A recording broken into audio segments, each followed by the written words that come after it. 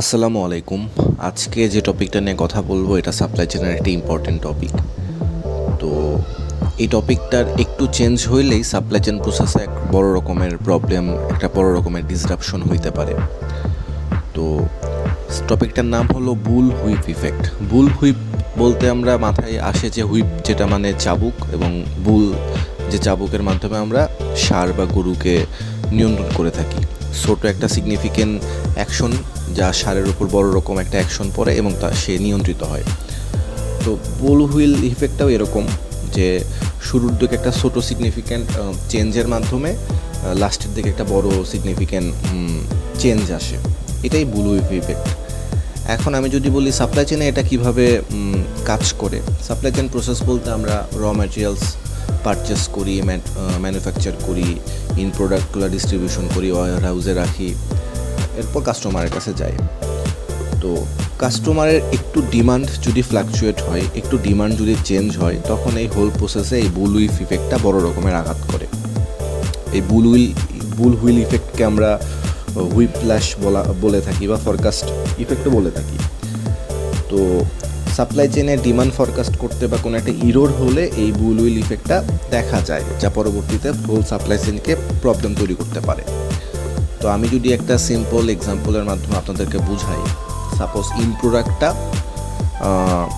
রিটেলারের কাছে গেছে। এখন একটা কাস্টমারের প্রতিদিনের বাজেট হয়তো থাকে, সে 5 ইউনিট কোনো একটা প্রোডাক্ট কিনবে। সাপোজ আটার কথা বলি, সে চাচ্ছে যে প্রতিদিন 5 ইউনিট বা 5 কেজি আটা কিনতে, কিন্তু কোনো একটা কারণে তার নিডসটা পরিবর্তন হয়ে গেল, সে 10 কেজি আটা কিনতে চাচ্ছে।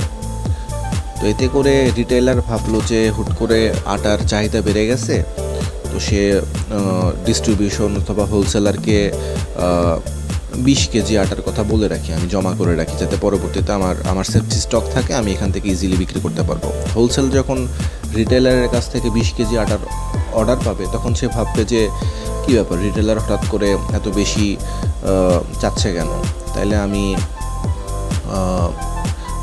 ম্যানুফ্যাকচার টিমকে বলে দেই যে আমার 50 কেজির অর্ডার লাগবে। তো ম্যানুফ্যাকচার টিম ওভাবে তৈরি করে, কিন্তু ম্যানুফ্যাকচার টিম ভাবে যে সামনে হয়তো আরও বড় অর্ডার আসতে পারে, তো আমাকে বেশি পরিমাণের র ম্যাটেরিয়ালস ম্যানেজ করে বেশি পরিমাণ আটা তৈরি করে রাখতে হবে।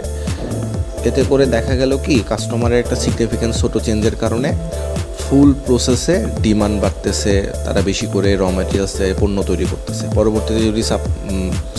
পরবর্তীতে যদি রিটেলার যদি কাস্টমারের কাছে প্রপার ইউনিটটা সেল করতে না পারে, তাই ইনভেন্টরিতে জিনিসটা নষ্ট হবে, প্রোডাকশনে প্রবলেম হবে। তো এই ছোট সিগনিফিক্যান্ট চেঞ্জের কারণে, ফরকাস্টের কারণে, প্রপারভাবে ফরকাস্ট না করতে পারার কারণে এই বুল হুইল ইফেক্টটা পুরো সাপ্লাই চেন প্রসেসটাকে একটা ডিসরাপশনের মধ্যে দিয়ে নিয়ে যায়। তো এই জন্য আমাদেরকে প্রপারলি ফরকাস্ট করতে হবে, স্কিল পিপুল দ্বারা মেজার করতে হবে, রিটেলারকে বুঝতে হবে যে কাস্টমার হঠাৎ করে কেন এত প্রোডাক্ট নিচ্ছে, এর পেছনের কাহিনীটা জানতে হবে। এতে করে তার মিসআন্ডারস্ট্যান্ডটা হবে না। পরবর্তীতে এই বুল হুইল ইফেক্টটা সাপ্লাই চেন প্রসেসে দেখা দিবেন এবং সাপ্লাই চেন প্রসেসটা খুব স্মুথলি রান করবে। তো এটাই হলো বেসিক্যালি বুল হুইল ইফেক্ট। ধন্যবাদ।